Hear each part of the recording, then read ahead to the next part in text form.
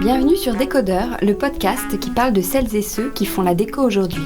Je m'appelle Hortense Leluc et à chaque nouvel épisode, j'invite à mon micro un architecte ou un designer, une marque reconnue ou émergente, un entrepreneur ou un influenceur, quelqu'un que vous allez connaître ou pas, mais qui dans tous les cas va nous parler déco.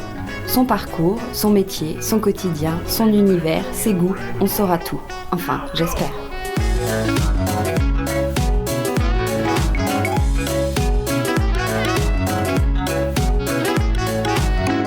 Aujourd'hui, je reçois Laetitia Renevier, plus connue sous le nom de son blog Billy Blanquette. Créée il y a 3 ans, elle y partage son quotidien de journaliste déco, ses coups de cœur, ses trouvailles, mais aussi les bonnes idées à piquer ici ou là, notamment lors de visites privées dans des intérieurs très inspirants, chaleureux et réalistes. Avec ce blog joyeux et dans l'air du temps, Laetitia n'est pas de celle qui veut vous en mettre plein la vue. Elle veut partager avec sincérité sa passion de la déco qui l'amène d'ailleurs aujourd'hui vers d'autres horizons. Un épisode enregistré dans une grande chambre du très élégant hôtel Panache en plein cœur de Paris. Bonjour Laetitia. Bonjour Hortense. Première question sur ton prénom justement.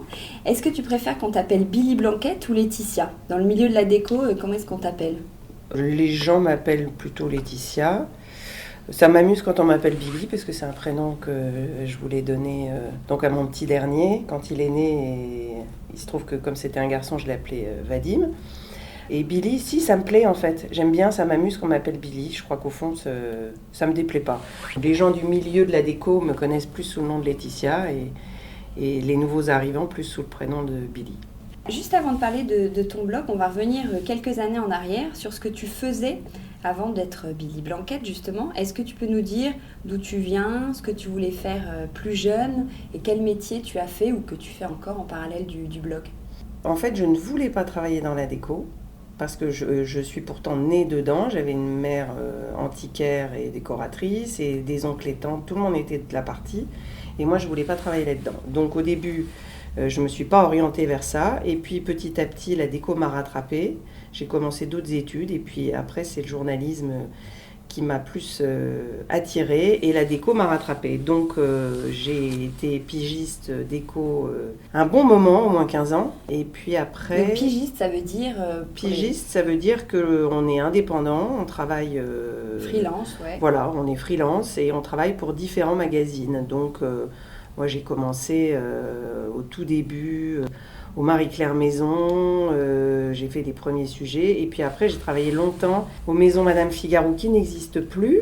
Ensuite, aux Maisons Françaises qui n'existent plus. Ensuite, au Journal de la Maison qui existe mais différemment. Et puis Madame Figaro. Et maintenant, aujourd'hui, je continue encore Elle Déco. Et un peu de temps en temps Milk Déco. Mais c'est surtout le Elle Déco avec qui je travaille le plus.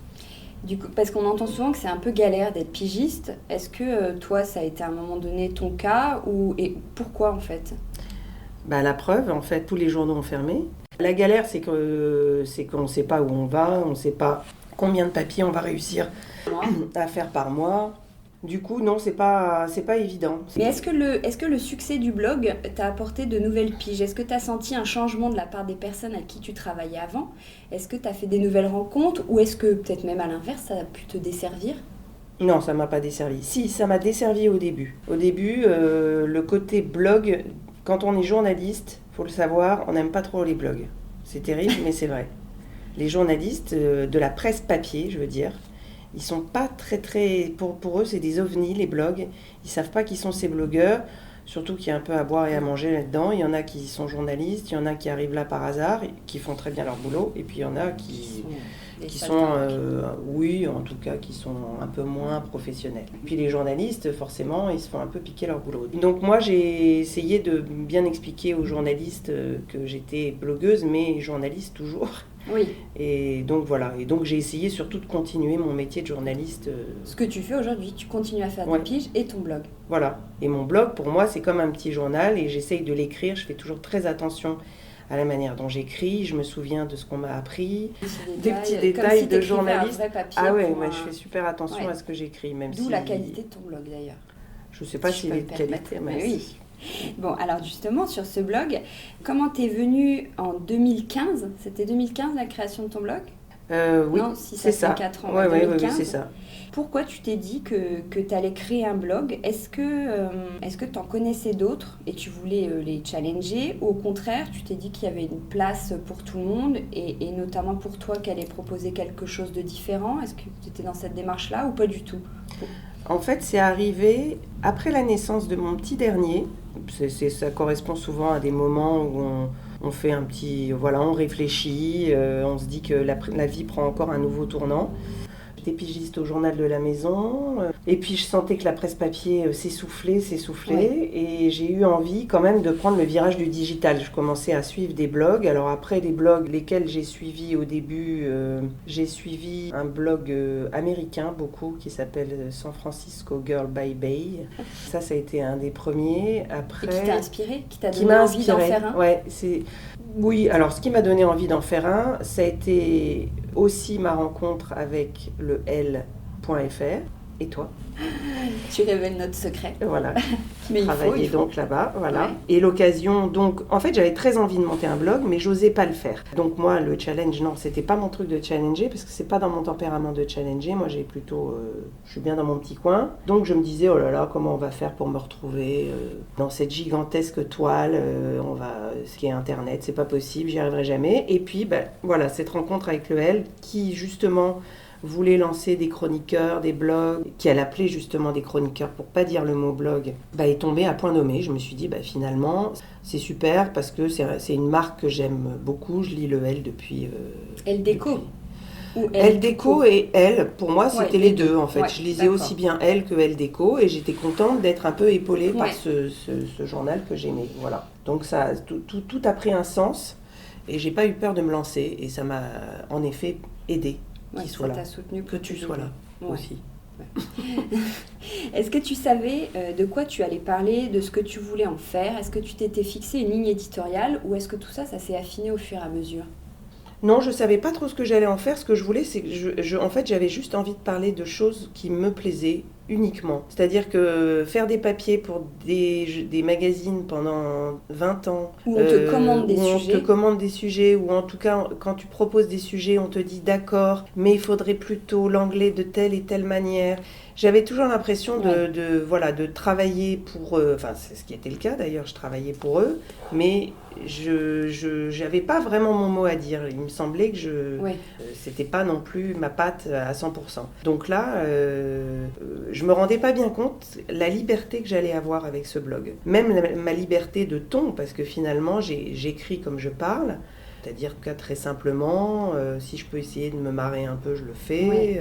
C'est un espace rien qu'à toi où tu t'exprimes dans le domaine de la déco, Voilà. mais avec tes Exactement. mots, ton ton. Après, ça s'est affiné parce qu'au début, je pouvais parler de produits, je faisais pas mal de visites de présentation de presse, et puis au fur et à mesure, comme c'est moi qui prends beaucoup de photos, je me suis rendu compte que mes photos plaisaient. Donc, comme mes photos plaisaient, je me suis dit, tiens, et si je faisais aussi des reportages photos dans des apparts, là, ça a commencé à plaire encore plus. Donc, en fait, c'est ça, tout a Ouais. évolué au fur et à mesure. Ouais.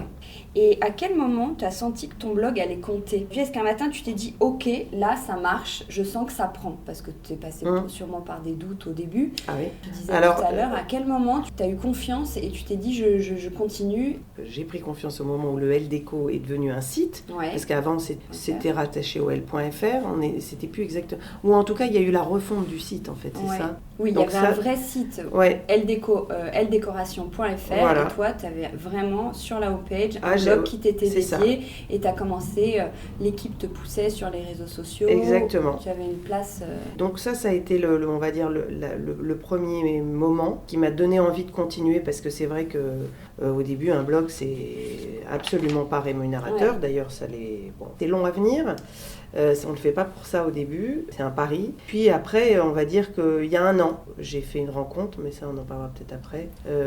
Une rencontre, enfin voilà, la vie est faite de rencontres, moi j'en ai fait une, qui a fait que j'ai commencé à prendre confiance en moi, à développer aussi mon compte Instagram. Tout ça a fait boule de neige et l'année 2018, là je me suis dit j'ai bien fait de le faire.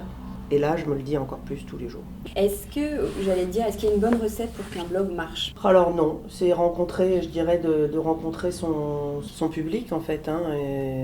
Toi, tu as vu que ça plaisait, donc ça t'a conforté, t'as continué. Ah oui, j'aurais pas continué si j'avais pas senti que ça plaisait. Moi, il fallait que j'ai un retour des gens. Après, une bonne recette, il faut être régulier, mais moi je le suis, mais je voudrais l'être encore plus. Après, faut pas non plus mettre trop d'infos, faut pas se perdre. Je crois que je peux pas répondre.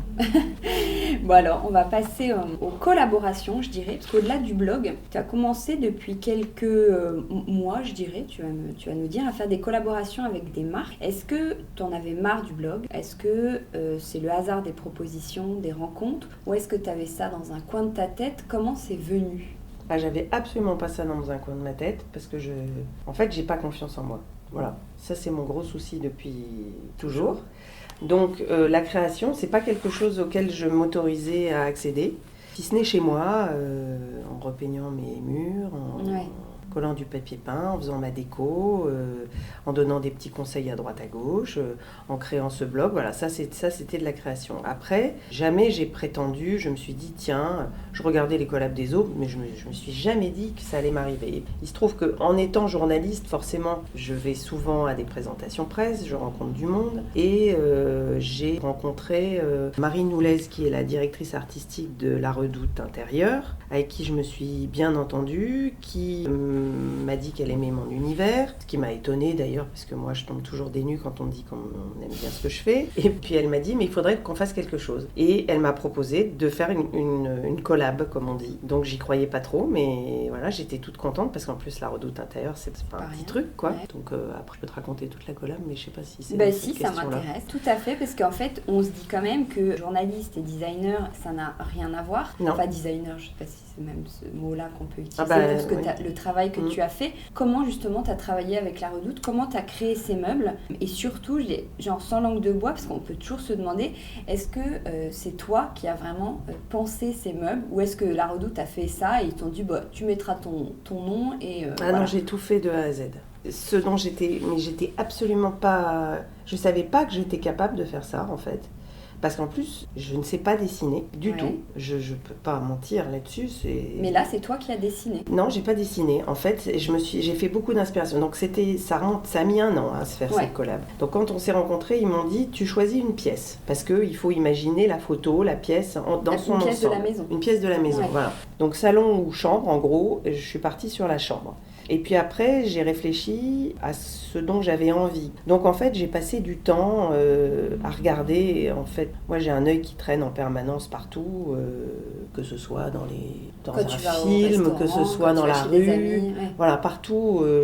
Donc les magazines de déco, Pinterest évidemment, sur lequel j'ai passé quand même beaucoup de temps. J'ai commencé à me faire des moodboards en fait, et à réfléchir à ce dont j'avais envie. Et puis j'ai repensé à une chambre dans laquelle j'avais pu être bien dans ma vie, et là je suis repartie sur des souvenirs d'enfance, la maison des grands-parents où on va passer ses vacances, où on retrouve, où on a des objets qui sont familiers, qui sont pas forcément des objets qu'on aimait à l'époque mais qu'on aime aujourd'hui. J'ai cherché un peu, je me suis dit il faut des tables de chevet, quel type de mobilier je vais créer, quel type de tapis, et puis de fil en aiguille, en cherchant, j'ai élaboré des couleurs. Je me suis dit elle va se passer à la campagne, je l'imagine à la campagne. Je te coupe, mais ça c'est l'inspiration.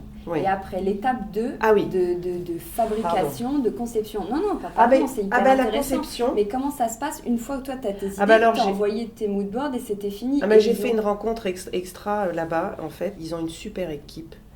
De design, et j'ai rencontré un garçon qui s'appelle Adrien, avec qui j'ai travaillé vraiment en étroite collaboration. Donc je suis arrivée avec des photos de meubles, des idées, j'ai même pas fait des croquis, mais tout était un peu dans ma tête. Et je suis arrivée et je lui ai dit voilà, moi je veux ça. Et en fait, j'ai eu une chance dingue, heureusement, parce que je sais pas comment j'aurais fait s'il avait pas réagi à ce que je lui disais. Il a commencé à dessiner des choses, et puis moi je lui disais bah oui, c'est ça, mais moi je préférerais par exemple le secrétaire. Et je lui ai dit moi je veux faire un secrétaire, mais je veux qu'il soit coiffeuse aussi en même temps, parce que la coiffeuse c'est un petit côté ancien, et puis moi j'aime bien le côté pratique des choses, donc Ouais. j'avais envie qu'il ait un double emploi. Voilà, et puis après j'ai surtout dessiné le meuble de mes rêves aussi dans cette collection, qui est la lingère. Ouais, qui est top. Alors, est-ce que tu peux nous expliquer le concept? Alors ça, Bon. c'est tout bête, hein. C'est un étendoir à linge.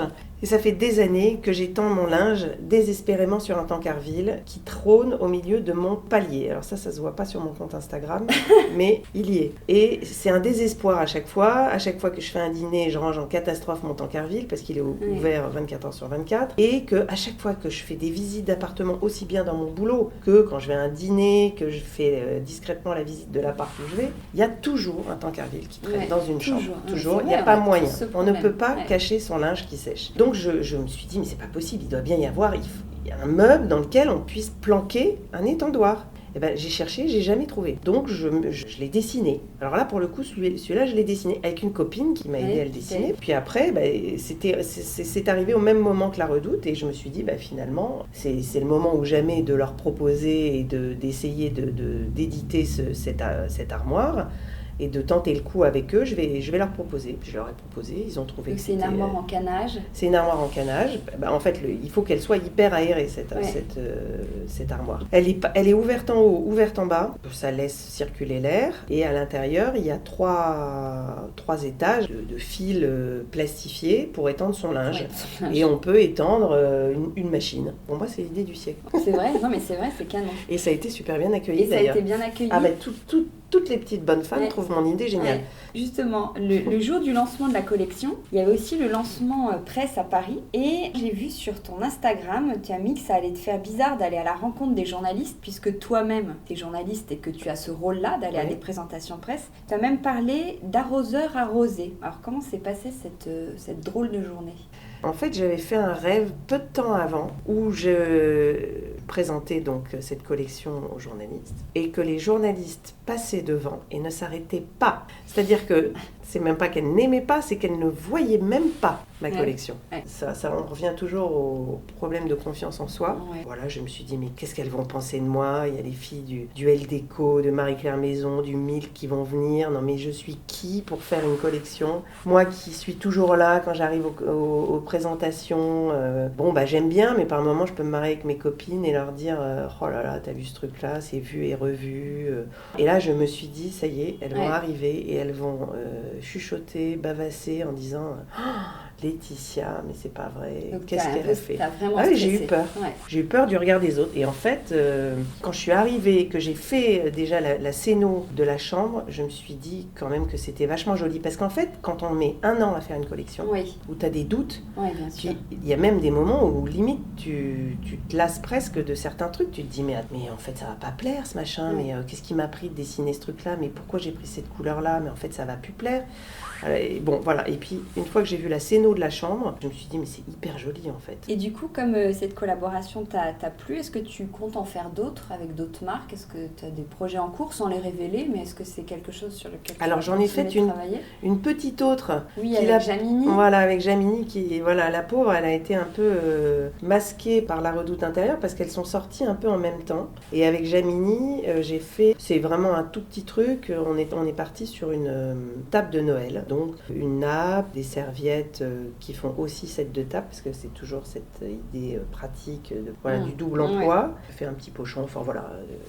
Ça c'était une rencontre très, très sympa avec Oula, la fondatrice de Jamini. Et puis là j'en ai une autre, et je ne vais pas te dire encore. Okay. Mais il y en a une qui va arriver avec une marque que j'aime beaucoup. Et justement, comment tu imagines Billy Blanquette dans quelques années ? Est-ce que ce sera toujours un blog ou tu vas en faire une marque ? Je suis en train, je pense, d'en faire une marque. Tu interviendrais dans différents domaines, la création, l'écriture. Je pense plus la création. Moi qui n'avais absolument pas confiance en moi, j'ai découvert à quel point j'aimais ça. Ouais. Maintenant, j'ai envie de créer tout le temps. Et alors c'est vrai que les collabs pour ça, la collab avec la Redoute, ça m'a vachement aidé. Jamini aussi, maintenant la prochaine aussi. En fait, ça me plaît, ça m'amuse de réfléchir, de m'inspirer, voilà. Après, de faire des choses à mon nom propre. Mais comme je suis toute seule pour l'instant, ça c'est la deuxième étape. C'est que le blog est vraiment lancé comme il l'est, il va grossir. Et s'il grossit, il va falloir que j'arrête de travailler toute seule, je pense. Justement, en parlant train de travailler. Je vais aborder la question de ton emploi du temps, qui semble quand même assez riche et varié. Donc tu nous disais que tu es freelance, ça veut dire que tu travailles de chez toi. Est-ce que tu arrives à te concentrer, à te faire un planning comme si tu allais au bureau? Est-ce que tu es souvent par Mons et par Vaux, ou la réalité c'est que tu es la plupart du temps à ton bureau avec un plaid sur les genoux et une tisane à rédiger Il y a un peu de tout. Alors déjà, je me prépare, je me lève, on va faire une journée type. Comme j'ai mon petit dernier que je dépose à la maternelle à 8h30, à 8h30 je suis prête. Maquillée, habillée, opérationnelle. Ouais. Ça dépend en fait de mes urgences. Si j'ai un papier en cours et je suis à la maison, maintenant je bouge quand même de plus en plus. Avant j'écrivais plus que je ne bougeais. Maintenant, on va dire que c'est moitié de la journée à la maison, l'autre moitié c'est à Paris, soit pour des présentations presse, pour aller voir un petit peu ce que font les marques, soit pour shooter des appartements, des lieux, soit pour rencontrer des gens qui veulent me parler de leur marque et qui ont envie qu'on travaille ensemble. Ouais. C'est à peu près ça. Après, quand je suis à la maison, je suis assise, j'allume mon petit chauffage et je bois du thé vert tout le temps. Où est-ce que tu trouves tes idées de sujets ? Comment ils te viennent ? Qu'est-ce qui t'inspire ? Pourquoi tu te dis tu vas parler de ceci ou de cela ? Alors, je pense qu'il me tombe du ciel à chaque fois. C'est un hasard total. Par moments, c'est vrai, il y a des moments, j'ai des moments de panique. Je me dis, oh là là là, j'ai rien du tout, mais qu'est-ce que je vais faire cette semaine ? Bon, ça, c'était un moment... Ah oui, t'as pas un planning mensuel rien du tout. Non, je suis pas du tout. En fait, je suis pas du tout organisée. Ouais, voilà, ça se fait. Donc j'ai eu des moments de panique. Maintenant, ça y est, comme ça se bouscule un peu. Ça va, j'ai pas mal d'articles sous le pied là qui vont sortir à faire. Mais j'ai eu des moments de doute à me dire, oh là là là, qu'est-ce que je vais raconter cette semaine ? Et puis en fait, ça vient assez vite. En traînant sur Instagram, sur les blogs, en allant à 3 présentations presse, on voit 2-3 trucs, puis on se dit, oui, mais évidemment qu'il faut que je parle de ça. Ah, mais il y a une tendance. Là, il faut absolument parler de ce truc-là. Et tu fais aussi beaucoup de visites. Ce sont des amis ou comment tu les trouves ? Ah, ça c'est mon secret. Ah oui, que tu peux garder. Hein. Non, j'ai pas de secret particulier, mais oui, ça fait 20 ans que je bosse là-dedans. Donc déjà, t'as un réseau assez... J'ai un réseau quand même, j'ai pas mal d'amis qui sont là-dedans. Comme je vis à Paris depuis une bonne vingtaine d'années, mais je ne suis pas parisienne, je tiens à le préciser, je ne suis pas que parisienne. T'es d'où ? Je suis lilloise et je le revendique. Et voilà, Paris c'est une ville que j'aime, mais je ne suis pas une parisienne. Mais j'ai pas mal d'amis parisiens, donc qui ont des jolis apparts, qui ont pas mal de copains, qui ont des apparts. Et puis après, ça se fait de fil en aiguille. Tu arrives dans un appart, tu rencontres l'archi d'intérieur, et puis l'archi d'intérieur, elle vient justement de terminer un nouvel appart. Et puis là, tu rencontres le propriétaire qui a une copine qui machin. Et puis après, c'est de fil en aiguille. Et quand les gens savent que tu cherches des apparts, ils viennent vers toi aussi, quoi.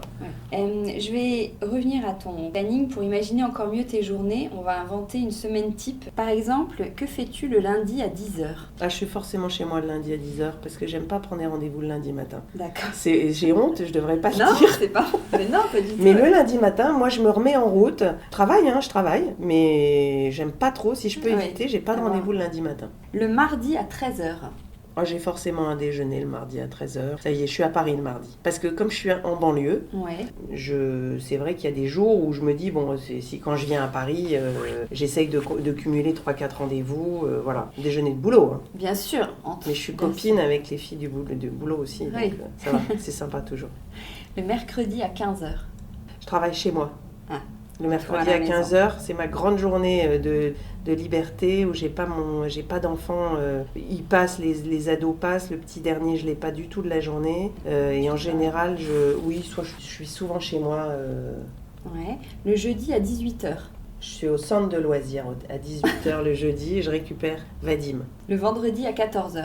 Le vendredi à 14h, pendant un moment, j'ai essayé d'aller à la piscine, mais j'ai plus le temps. Et à 14h le vendredi, en général, j'envoie ma newsletter. Ah oui. Est-ce que blogueuse, c'est un métier ? Est-ce que je peux me permettre de te demander, par exemple, comment tu gagnes ta vie ? Alors, je la gagne mal. J'ai encore ma casquette, parce qu'en fait, j'ai plusieurs casquettes. J'ai ma casquette de journaliste, donc je travaille encore de temps en temps avec le LDeco papier pour lequel je fais quelques piges quand je trouve des reportages. Sinon, mon blog en lui-même, je suis hébergée par le L, mais voilà, c'est tout, il m'héberge. Pas de pub sur ton blog ? Non, j'ai pas de pub. Alors j'ai quelques articles qui sont sponsorisés, ou en tout cas j'ai des marques qui participent. Je préfère plus dire que c'est une participation qu'un sponsoring, parce qu'en fait, moi, je ne parle que des marques dont j'ai envie de parler. Et je suis sollicitée par des marques qui me disent, est-ce que vous voulez faire un article sur nous? Si j'aime pas la marque, si ça rentre pas dans ma ligne édito, si c'est pas mon style, même si on me propose donc il y a des marques qui balles, te proposent de payer pour que tu parles de la marque. C'est comme ça que ça se passe sur les blogs. Voilà, mais moi je ne le fais que si ça m'intéresse ou je leur demande une participation, parce que moi en général je me déplace, je vais prendre les photos, je retouche les photos, je mets en ligne, j'écris l'article. C'est une journée de boulot à chaque fois, donc pour moi ça a un coût. Et puis après, ils ont quand même une visibilité assez importante à travers mon blog et mon compte Instagram. Et puis après, la dernière casquette, c'est les collabs. Mais les collabs, ça rapporte...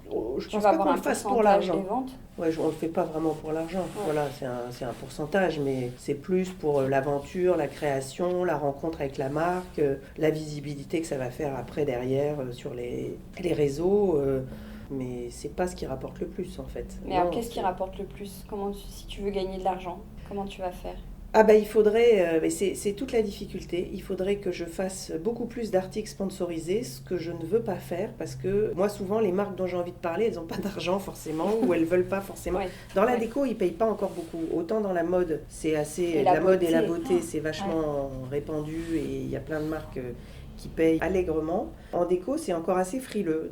Ou alors, on te propose d'avoir des produits en échange. Mais bon, ce que j'explique souvent, je ne peux pas aller payer mon plein chez Carrefour avec un pot de peinture. Donc c'est compliqué. Donc, il y a des moments où on trouve il y a des marques qui participent et qui sont les marques qui me plaisent. Aussi sur Instagram. Puis il y a des mois qui sont très, très difficiles parce que je trouve pas assez de choses. D'où aussi l'idée de faire un e-shop et d'avoir ma propre marque et de vendre mes propres produits. Alors, on va passer à un autre sujet. Je voulais aborder avec toi le sujet un peu controversé des blogueuses, voire des influenceuses versus les journalistes. Parce que tu en parlais tout à l'heure, justement, il y a comme une petite guerre entre les deux camps. Ça vient d'ailleurs plutôt des journalistes, parce que tu disais qu'ils n'ont pas trop aimé l'arrivée des blogueuses, qui prennent la parole sur plein de sujets sans que ce soit forcément leur métier. Savoir. Or, aujourd'hui, on connaît la force des blogueuses, certaines qui sont douées et qui ont vraiment réussi à se faire une place. Donc c'est un débat un peu apaisé, mais toi, du coup, qui est un peu les deux, qu'est-ce que t'en penses? Tu te sens plus blogueuse aujourd'hui, vu qu'on te parle de Billy Blanquette, ou est-ce que tu te sens plus journaliste? J'ai un petit peu de mal avec... le problème, c'est que blogueur, c'est un blog, c'est un peu fourre-tout, ce mot. Et qu'il y a aussi bien des gens qui ont une expérience et un professionnalisme qui est légitime. Mais un blog, à la base, c'était un journal intime, et n'importe qui pouvait écrire son journal intime. Et moi, en général, c'est vrai que je dis, j'ai un blog, je suis journaliste. En général, je dis les deux mots dans la phrase parce que... Tu es plus à l'aise avec ça. Oui, par contre, je dis pas que je suis blogueuse. Non, je suis journaliste. Non, je suis journaliste, alors je le dis. Et dans la blogosphère, est-ce que vous vous connaissez entre vous? Est-ce que c'est plutôt cordial, amical, ou tu sens qu'il y a une rivalité en mode? Parfois, j'ai l'impression qu'on voit qu'il y a des blogueuses qui se tirent un peu dans les pattes. Est-ce qu'en déco, c'est un peu la même chose? Je pense que oui. Moi, j'ai pas tellement d'animosité, mais je sens qu'il y en a un petit peu. Voilà. De la part de certaines. Après, il y en a d'autres qui sont hyper bienveillantes. Via Instagram, j'ai rencontré aussi d'autres filles qui étaient pas forcément dans la déco, notamment des mamans, des blogs de mamans. Et j'ai rencontré une personne qui a beaucoup et qui compte beaucoup pour moi, qui est Elisa Gallois du blog Et Dieu créa, qui est celle qui m'a donné le coup de pied aux fesses dont j'avais besoin qui m'a reboosté et qui m'a vraiment donné confiance en moi pour ce blog. Et elle m'a beaucoup aidée de manière totalement inintéressée. Après, les blogs entre eux, c'est sûr qu'on va pas... À la base, les blogs faisaient de la pub pour les autres blogs, mais maintenant, ça se fait plus trop, en fait. C'est un peu chacun son truc, parce que, voilà. Justement, je vais parler d'Instagram. Tu es assez présente sur Instagram, sous ton compte Billy Blanquette. Tu postes quasiment tous les jours, tu me dis si je me trompe. Tous les jours. Et comme la déco touche de près le lifestyle, tu es souvent amenée à poster une photo d'une jolie façade, du café du matin, une balade dans les bois. Est-ce que ça veut dire que tu ne décroches jamais? Quelles sont les limites entre ta vie pro et ta vie privée? Ah, ça c'est la grande question. Ouais. Moi j'ai l'impression que je suis pas derrière mon téléphone, et puis en fait une fois que mes enfants et mon mari sont rentrés à la maison, je me rends compte que leur regard, leur présence à côté de moi me fait me réaliser que je suis quand même assez souvent derrière. Avec ça, en fait, avec Instagram. Instagram, ça prend beaucoup de temps. Ouais. C'est pas de poster qui prend du temps. C'est aussi de répondre aux gens, parce que quand on arrive à plusieurs dizaines de milliers d'abonnés, ça y est, on commence à avoir des commentaires, des messages privés, et tout ça, ça prend du temps. Et en plus, comme on a acquis sa communauté laborieusement pendant plusieurs années, on est contente qu'elle soit là, donc on a envie de lui répondre, voilà, on en prend soin. Après, oui, c'est vrai que quand je fais une balade dans les bois avec hommes et enfants, j'en profite pour faire des photos. Mais les photos, à la base, elles sont parce que j'aime ce que je vois et que j'ai envie de garder cette image. Après, oui, évidemment que j'ai envie de la partager et que je me dois de la partager presque. Parce que je me dis, finalement, les gens me suivent et si je vois une jolie chose, pourquoi ne pas le partager avec ces gens qui aiment mon univers, en fait. Et aujourd'hui, justement, pour continuer dans ce sens-là, il y a pas mal de personnes, pas beaucoup en déco, mais plutôt vraiment dans le monde de la beauté, de la mode et des jeunes mamans qui sont blogueuses, pigistes, entrepreneurs et qui s'engagent beaucoup quand même sur Instagram. Elles partagent tout leur quotidien avec leurs followers. Et donc, pour ceux qui suivent, je trouve que ça peut être addictif. Un peu comme les épisodes d'une série, tiens, qu'est-ce qu'elle a fait aujourd'hui, qu'est-ce qu'elle a dîné. Et en même temps, ça peut être un peu agaçant. Donc si on est raisonnable, on le garde pour soi, on se dit, oh, elle m'agace, et puis je passe à une autre photo. Soit il y a quand même pas mal de followers qui vont attaquer, critiquer, poster des commentaires qui sont hyper négatifs, voire déplacés. Est-ce que toi, déjà, est-ce que tu as un avis sur la question? Et surtout, est-ce que ça t'est déjà arrivé d'avoir des commentaires de haters, ça s'appelle? Non, j'en ai jamais eu. Oui, je sais, haters. J'en ai déjà vu sur le compte de personnes que je suis et que j'aime bien. Ça fait débat en ce moment un peu. Moi, j'ai eu de la chance, j'en ai jamais eu. Et je touche du bois. Il n'y en a pas ici. Il n'y en a pas, mais c'est pas grave, on a touché la tête. J'en ai eu une fois ou deux, pas gentilles, mais en réponse à ma newsletter. Donc c'était à moi et uniquement à moi. Ça m'a blessée et puis je me suis dit je vais pas répondre parce que je pense que voilà, j'avais envie de dire c'est pas la peine de venir. Enfin, moi, ce que je comprends pas, c'est pourquoi donner un avis. Moi, c'est vrai que quand j'aime pas un blog, c'est autre chose. C'est tout, je me désabonne. Il y a des moments, oui, moi, ces filles, il y a des moments, je trouve que c'est trop. Surtout les stories, depuis qu'il y a les stories où elles parlent en se filmant et en disant aujourd'hui je fais ci, aujourd'hui je fais ça. Ça t'agace? Ah ouais. Toi, tu feras jamais ça? Non, enfin, on peut je crois pas. Jamais, ah non, je crois pas. Non, je crois pas. Et je me l'interdis. Il y a eu des moments, je me suis dit tiens, je pourrais parler. Ah non, je peux pas rentrer dans le jeu. En tout cas, dans la déco, je trouve que ça n'a pas lieu d'être. Voilà. Alors après, peut-être que quand c'est de temps en temps une fille qui a envie de parler, quand par exemple justement c'est un blog avec des enfants, des trucs comme ça, faire parler des enfants, des mots d'enfants, trucs rigolos, d'accord, mais après non, raconter sa vie, alors là je suis en train de marcher dans la rue et je tourne à gauche, moi ça me barbe. Voilà. Bon, dernier chapitre de notre rencontre, on va passer à tes choix déco plus perso. Toi qui as imaginé plusieurs collections, quel est le meuble ou objet déco que tu aurais aimé imaginer? Je l'ai imaginé. Oui, j'ai fait la lingère. C'est vrai. J'ai fait ce meuble pour la Redoute. Non, mais je pensais aussi à un meuble qui existait déjà. Pardon. Tu vois, un meuble je suis tellement bloquée sur ma lingère. C'est très bien. Non, j'aimerais avoir des choses, mais moi, non, parce qu'il y en a trop de choses. Oui, qui te plaisent. J'ai pas un objet. Oui, il y a des belles pièces de design, par exemple, je dirais le design des années 50, la chaise de Ruhlmann, fauteuil de Paulin, Charlotte Perriand, tout ça, je trouve ça... j'aurais bien aimé être Charlotte Perriand. Ah oui. Voilà une info. Quelle est la pièce que tu préfères? En tout cas, est-ce qu'il y a un endroit chez toi qui te ressemble particulièrement, dans lequel tu te sens vraiment bien? La pièce que je préfère, c'est le salon. D'ailleurs, c'est, je trouve, celle que j'ai le mieux arrangée, où dès que j'ai un nouveau coussin, un nouveau truc, je le mets dans cette pièce-là, je la charge, je la surcharge. Je m'occupe pas assez des autres pièces, d'ailleurs. Après, c'était quoi les autres questions? Non, c'était ça. Est-ce qu'un endroit, un petit coin qui te ressemble vraiment?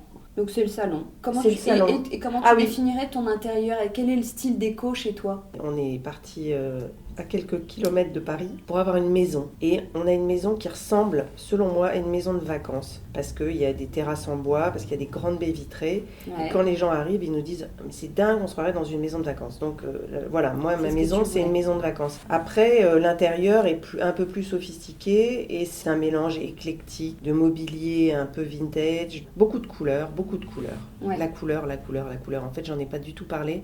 Mais je crois que s'il y a bien une seule chose qui m'anime, c'est la couleur. Mon œil, il s'arrête, c'est la couleur qui m'attire, toujours. Justement, tu es la passerelle toute trouvée. Comment tu définirais tes goûts, toi, en déco, sans parler forcément de ta maison?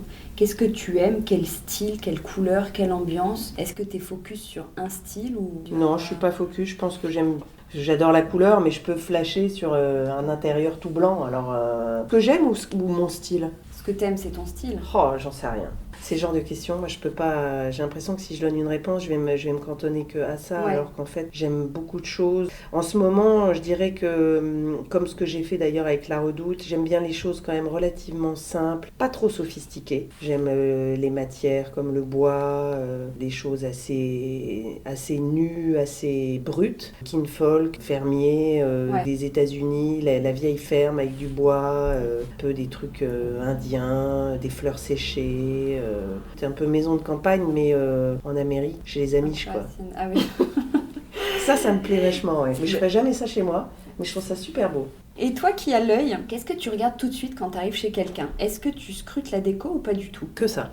Que ça. Je vais pouvoir répondre à la question d'avant. Quel style j'aime? En fait, j'aime me sentir bien dans un endroit. Et en fait, ça passe par la déco, ça passe par ce que j'y vois. Quand j'arrive chez les gens, alors déjà, la lumière, c'est rédhibitoire. Si c'est sombre, ça me fout le cafard. Si c'est éclairé le soir, que je vais à un dîner et que c'est éclairé avec ces nouvelles lampes économiques là, qui font des lumières blafardes, ça me fout le bourdon. Ouais. Même si la déco est sympa, j'y arrive pas.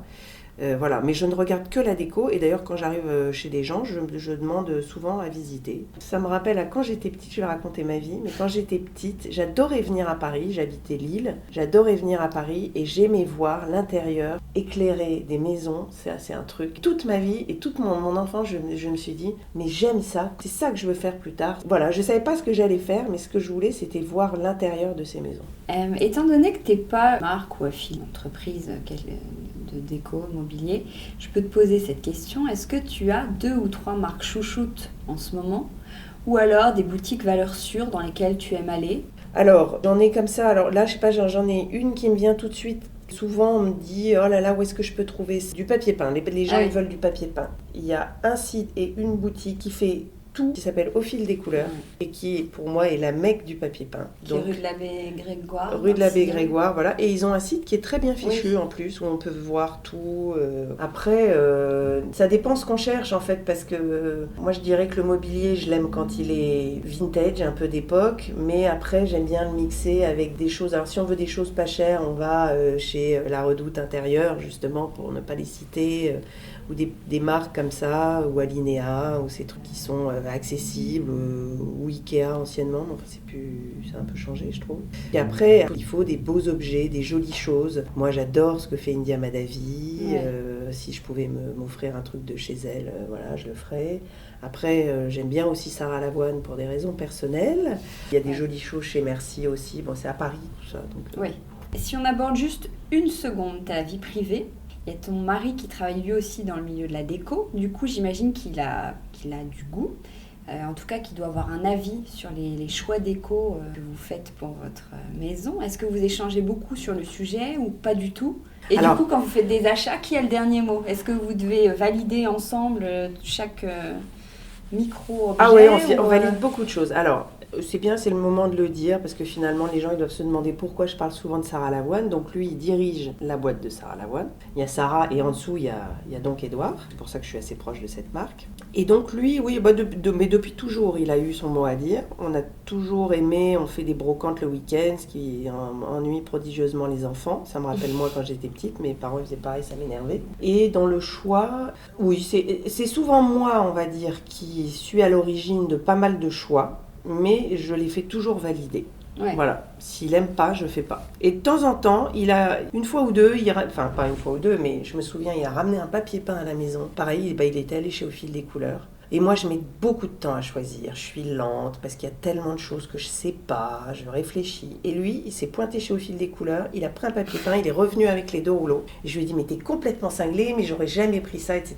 Et en fait, ce papier peint, ça fait 5 ans qu'on l'a, je l'adore, et tout le monde me demande d'où vient ce papier peint. Ah oui. On va terminer avec les questions à Watt 1000. Alors, tu vas comprendre. Question à 2 €. Quelle est ta bonne résolution déco pour 2019 ? Ma résolution déco, c'est de terminer de peindre ce qui n'a pas été peint, je ne vais pas le dire, mais tout n'est pas parfait. Qu'est-ce qui n'a pas été peint ? La chambre de mon fils aîné, par exemple, d'abord il met les pieds sur les murs quand il est allongé avec son portable dans les mains, donc elle est sale. Ah oui. Et puis je trouve qu'elle n'est pas assez déco, pas assez arrangée. Il y a plein de choses qui sont pas... Ma chambre n'est pas complètement terminée, il faut que je trouve un meuble, enfin il y a plein de trucs qu'il faut que je fignole encore chez moi. Question à 35 €. Le prix d'une poudre pour le teint. J'ai lu que tu adorais les, je te cite, couleurs fond de teint. Qu'est-ce que tu penses du Living Corail qui vient d'être élu couleur de l'année 2019 ? Je suis hyper étonnée en fait que cette couleur soit élue parce que pour moi c'est la fin de cette couleur. J'ai l'impression que ça fait... Mais je l'aime encore beaucoup. Quelques années qu'on l'a. Oui, on a eu le rouge, le terracotta, rose... rose orangé, ce qu'on appelait saumon d'ailleurs dans les années 80. Et là, quand j'ai vu ça, je me suis dit, mais c'est pas vrai. Donc, c'est pas fini. Donc, c'est que... Alors, ça, c'est un peu le travers quand on est journaliste. C'est que, on voit les choses quand même très en amont. Quand j'ai fait ma collection là justement pour la Redoute et que j'ai sorti l'armoire cannée, ma fameuse lingère, je me suis dit oh là là le canage, mais les gens ils vont en avoir ras-le-bol dans un an. Et en fait pas du tout. Je me rends compte que non, on est en plein dedans. Ouais. Et c'est parce que moi ça fait trop longtemps que je le vois. Question à 955 €. Ah ouais. Le prix du dernier iPhone. Qu'est-ce que tu as en fond d'écran sur ton portable ? Une ambiance déco ou Alors, j'ai mes 3 enfants quand je l'allume, mais à l'intérieur, sur le fond, là, les trucs qui défilent, j'ai un papier peint bien fait, dégradé, avec un cactus. Et question à 1 million, le prix d'une maison en banlieue parisienne. Toi qui as vu plein de jolis intérieurs, à qui tu piquerais bien sa maison ? Je piquerais bien une maison de Frank Lloyd Wright. Ah ouais, carrément. Ouais. Ok. Décorée par Charlotte Perriand si possible. Évidemment.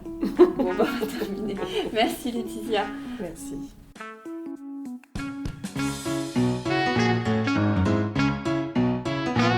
Décodeur, c'est terminé pour aujourd'hui. Merci pour votre écoute. J'espère que cet épisode vous a plu. N'hésitez pas à vous abonner à ce podcast, à laisser un commentaire sur iTunes ou sur la plateforme que vous utilisez, à suivre Décodeur sur Instagram, bref, à me faire des retours et surtout à en parler autour de vous. Merci et à la semaine prochaine.